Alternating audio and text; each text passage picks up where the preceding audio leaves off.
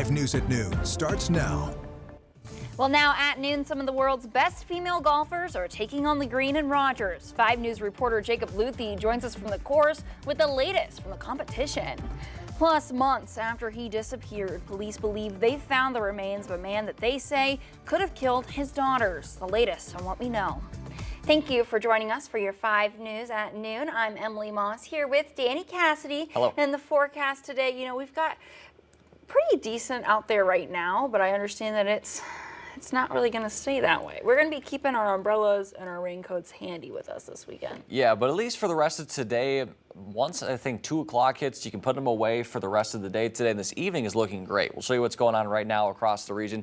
We're seeing a lot of cloud cover out there and some very isolated showers, but you see a lot of that's really starting to fall apart. So most of it's kind of just centered in portions of Johnson County there towards the Clarksville area. So we'll zoom in here to kind of show you what's still kind of left. You can see a little bit there in Madison County near Huntsville, but you see it's really starting to die off there into eastern Carroll County as well. Then off to the south, and most of that in Johnson County near Clarksville, a little bit of moderate rainfall, but even then still pretty light, and then a little bit in Scott County towards the Waldron area. So over the next 12 hours, we'll hang out of that chance for maybe another hour or so. Otherwise, we'll see those skies clear out. We'll see some sunshine. Then later tonight, we'll have a quiet night for most of the night tonight, but then late tonight into early tomorrow morning, we'll see rain chance return. And similarly for the River Valley, we'll keep that rain chance for the next couple of hours. Looking pretty nice here with those temperatures in the mid to upper 80s. But as I mentioned, those rain chances are not going away anytime soon. So besides the next hour or so, we'll be quiet. Then it really ramps back up for tomorrow morning, especially for northwest Arkansas, and we'll stay pretty steady with rain chances really over the next 6 or 7 days or so. So we'll talk more about those rain chances, the amounts, and more about the timing of this rain coming up in your full forecast. Emily. Thanks, Danny. Well, the Walmart Northwest Arkansas Championship is officially here in Rogers. Some of the best women of the sport are hitting the course today for round 1, and there's always a buzz in the air for this tournament. 5 News reporter Jacob Luthi has more. Competition kicked off right here at Pinnacle Country Club, and whether you're here to watch the world-class golf, call on the Hogs, or enjoy all the activities surrounding this tournament, there's something for everyone at the Walmart Northwest Arkansas Championship. Welcome to the opening round. A lot of just the greatest players in the game are here in Rogers this week. The first of 3 action-packed days of LPGA competition teed off Friday morning. A total of 144 professional golfers, including 17 of the top 25 players on the LPGA Tour, are taking on the course at Pinnacle Country Club, all with their eyes on the championship title. Among them, 6 current and former Razorbacks who can expect plenty of hometown cheers, including Stacey Lewis, Maria Fossey, Gabby Lopez, Maria Jose Marin, Kendall Todd, and Brooke Matthews. Rogers, Arkansas, Brooke Matthews. But it's not just about the golf. The tournament offers a full fan experience, from the Bite Experience featuring local eats to the Choctaw Club, yoga sessions, and even a guided bike ride on Championship Sunday. Media Director Jeremy Friedman says a full year of planning has gone into making this year's event bigger and better than ever. All the sponsors and with the greater community, there's a whole lot of activations here. So there's something for everybody here. And it's just with the gates opening, the fans here, it puts a smile on our faces just to see everybody enjoying the golf this week. The event goes until Championship Sunday. Daily tickets are still available. In Rogers, covering news where you live, Jacob Luthi, 5 News. Thanks, Jacob. State Attorney General Tim Griffin has announced the city of Fayetteville is now in state law compliance, reversing his earlier opinion this week that threatened the city's state funding. Griffin wrote in Wednesday's opinion that Mayor Molly Ron's statement back in June on the city not assisting ICE indicated a state law violation. But now Griffin has reversed that opinion and says city leaders provided evidence that the city was not breaking the law. Fayetteville could have lost state funding if they weren't compliant, but Griffin now says the city is eligible again. In a statement from the city, Mayor Molly Ron says in part the responsibility is to the people of Fayetteville. She says she appreciates the Attorney General's confirmation so the city can keep accessing state resources. The Fayetteville Advertising and Promotions Commission has voted to allow the city's tourism director to return from paid leave. Ryan Hawk was placed on leave on September 5th after 3 different complaints were filed from city tourism employees. Hawk will return to work on Tuesday. The commission releasing a statement following the decision saying, in part, the commission takes all concerns seriously, and moving forward, Hawk will lead the organization in a way that's consistent with their values and expectations. For tonight's Football Friday night game of the week, Bentonville is hosting one of the top teams out of the state of Missouri, Lee Summit North. Both teams coming into this one tonight undefeated. The Tigers are coming off of 2 big wins and looking to use that success to take down a Broncos team with a quarterback that knows how to run. Even though Bentonville has seen success, there's always areas for improvement, like protecting the quarterback and working on better defensive tackling.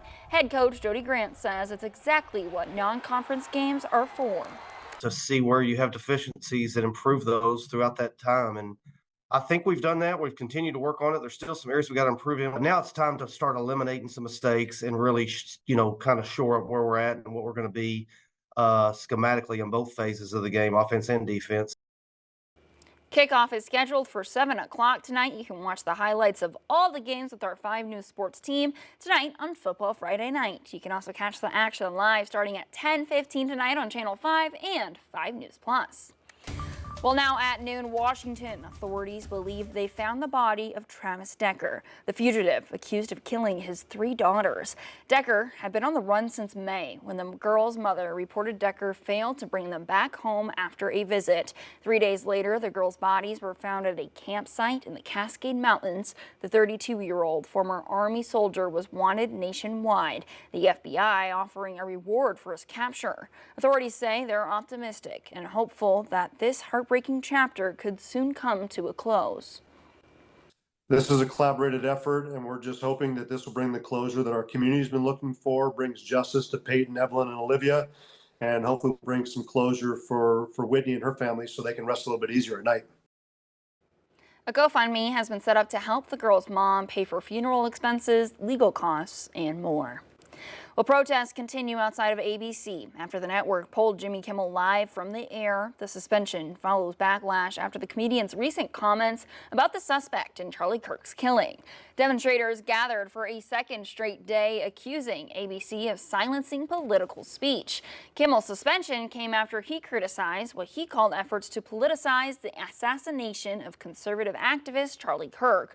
The move sparked outrage among fellow late-night hosts and free speech advocates. Even President Trump weighing in, suggesting that networks that air negative coverage of him should have their licenses revoked. You can't go around firing somebody because you're fearful or trying to suck up to an authoritarian.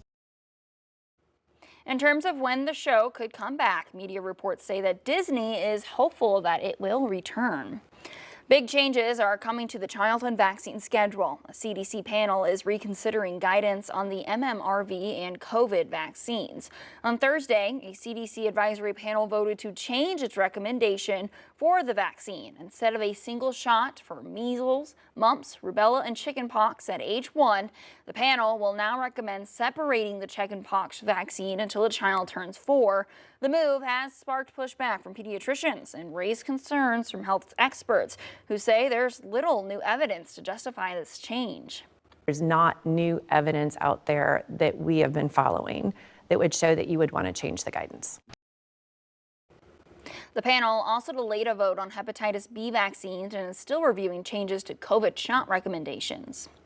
This weekend, thousands are expected to gather Sunday at State Farm Stadium in Glendale, Arizona for the funeral and public memorial of conservative activist Charlie Kirk.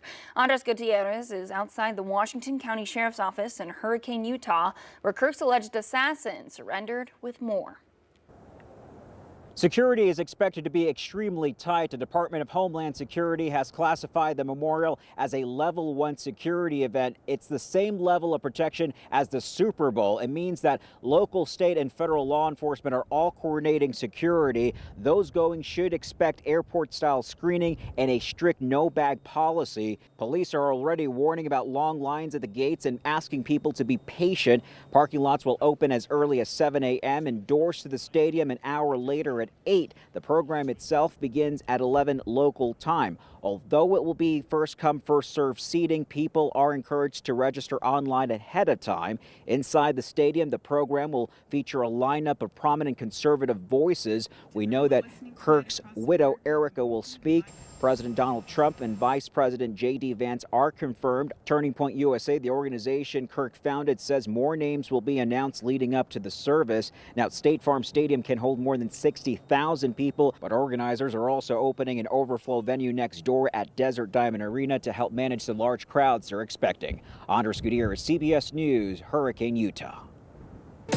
The Benton County Fair is back. The event runs through next Saturday at the county fairgrounds. It includes a carnival, food trucks, petting zoo, and more. Gates open at 4 this afternoon, and carnival rides will begin at 5. Admission is $10 today and $15 over the weekend. The Arkansas-Oklahoma State Fair also begins today. You can check out carnival attractions, live music, and agricultural exhibits. The carnival will be open from 4 to midnight, and tickets are $10 for adults and $6 for kids. The fun continues through next Saturday. If you're looking for something fun to do like these fairs this weekend, we have you covered. All you have to do is text Weekend Guide to the number you see on your screen, and we'll send you a list of the events that are happening in your area. You can also find a list of events on our website, 5newsonline.com, under the Weekend Guide tab.